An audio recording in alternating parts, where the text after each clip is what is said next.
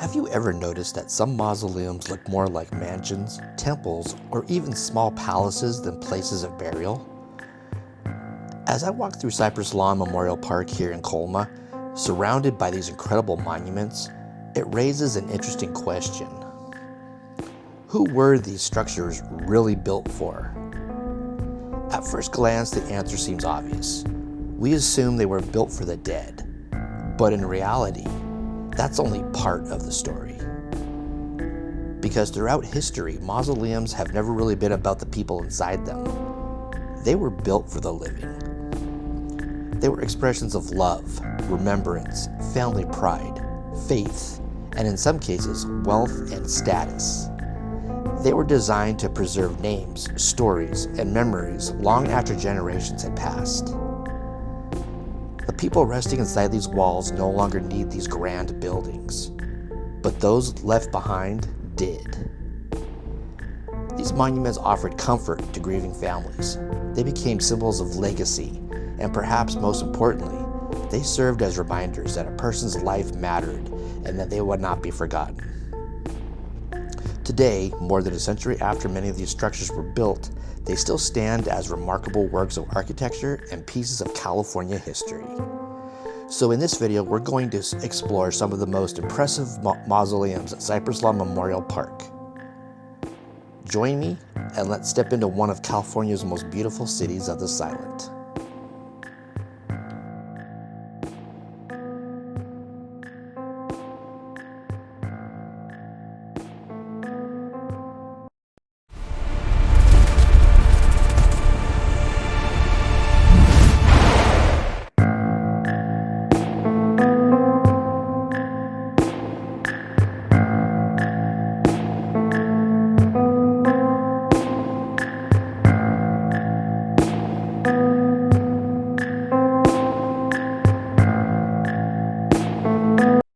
Standing before us is the magnificent Cole Family Mausoleum, one of the most historically important structures at Cypress Lawn Memorial Park.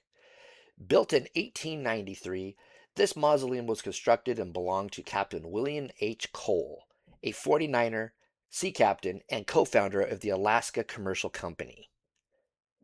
Through shipping and Alaskan fur trade, Cole amassed one of the great fortunes of the 19th century California. Hidden inside this monument is a remarkable work of art, a stained glass window created by the famous artist Louis Comfort Tiffany. The family's wealth would later give rise to the famous Cole Mansion in Burlingame, one of the grandest estates ever built on the San Francisco Peninsula. More than 130 years later, the Cole Family Mausoleum remains one of the true architectural treasures of Cypress Lawn and a lasting monument to one of California's most influential families. All right, let's go climb. I think they said it was roughly 15 stairs to the top. Let's go in there and go up there and look. Very interesting family here. All that ironwork on the door. I'm not sure how easy it's going to be to see in the door, but we can give it a shot, right?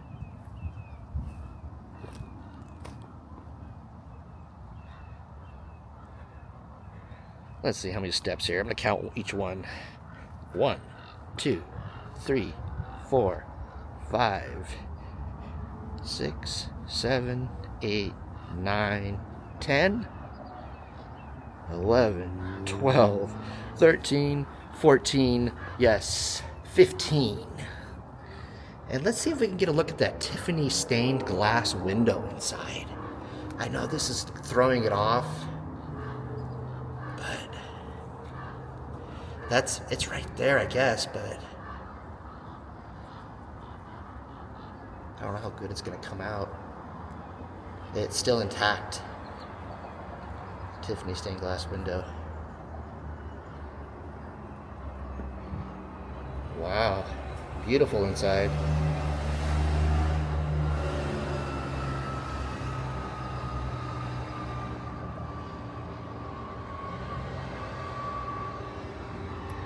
Interesting.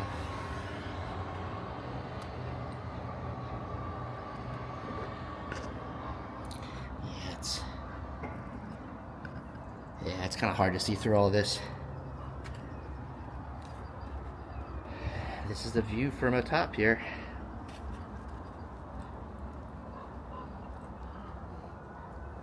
Truly incredible. I love these. It's from a bygone era. I don't think they make them this grand anymore, and I'm sure they would cost millions and millions of dollars. I looked at the price tag on this, couldn't find a price tag on it, but I'm sure in that day and age it cost a lot of money.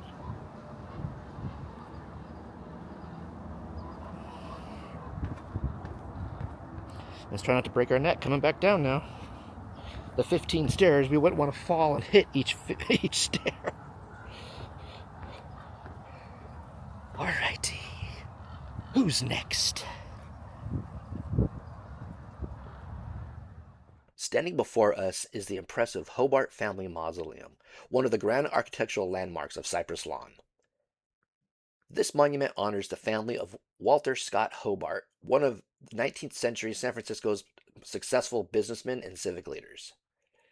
Although many came west seeking gold, Hobart found his fortune in commerce, banking, and real estate. Through wise investments and business ventures, he accumulated great wealth during San Francisco's rapid growth and eventually served as mayor of the city from 1891 to 1893. Like many of California's elite families, the Hobarts chose to create a lasting memorial, one that reflected both their success and their place in the history of the city. More than a century later, this elegant classic revival mausoleum remains a testament to the men and women who helped transform San Francisco into one of America's great cities.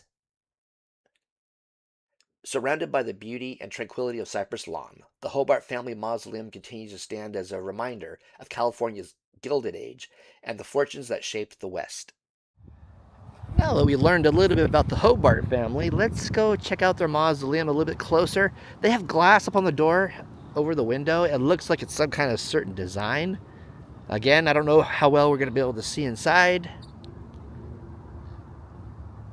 but we'll give it a shot.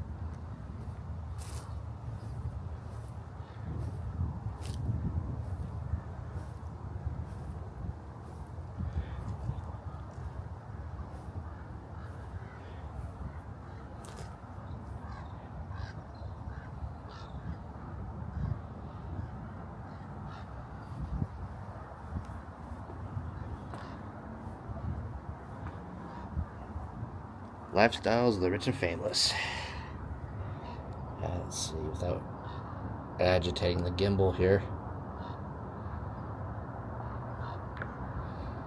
Yeah, it kind of got frosted. The glass is kind of hazy. I love the door though. I got the columns here. This thing is, I tell you, this thing is awesome. Let's see here.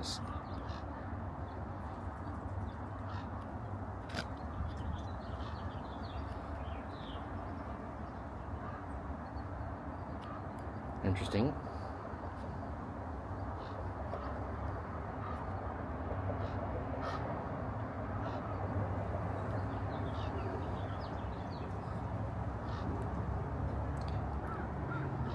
On with the show, kids.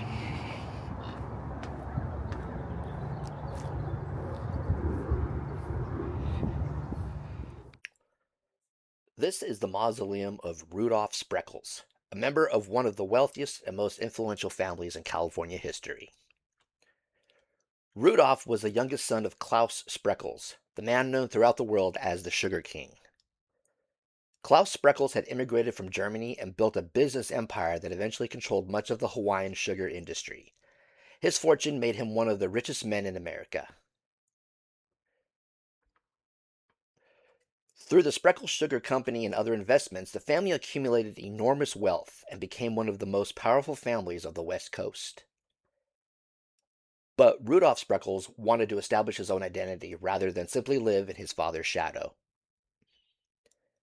He entered banking and finance and became the president of the First National Bank of San Francisco.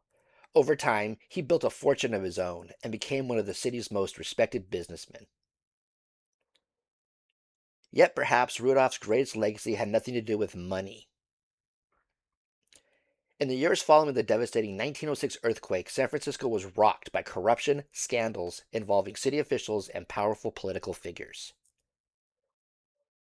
Rudolph Spreckles spent a significant amount of his own money helping finance the investigations that eventually exposed corruption in city government. His efforts earned him both admirers and enemies, but many historians credit him with helping reform San Francisco during one of the most turbulent periods in its history. Despite coming from one of California's richest families, Rudolph lived mostly in his later years modestly, reportedly occupied a simple 3-room apartment in San Mateo at the time of his death. Today, this elegant mausoleum stands as a reminder not only of great wealth, but also of public service and a determination to leave behind a legacy that extended far beyond business. Now, let's see what we can see on Rudolph Spreckles here. That door has got like a little bit of colored glass on it, so it's not like, again, you can see right through it. So, yeah. They paid for privacy as well, it looks like. This door is excellent, though.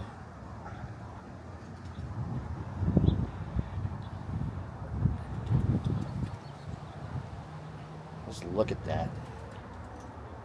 You gotta appreciate this craftsmanship on this stuff, you know? Oh, does it have a open window? Hold on. No, it does open, but it might be locked from the inside. Can't really see much. Kind of a little reminiscent of his father's, Klaus Spreckles, the guy that did start the sugar business. But yeah,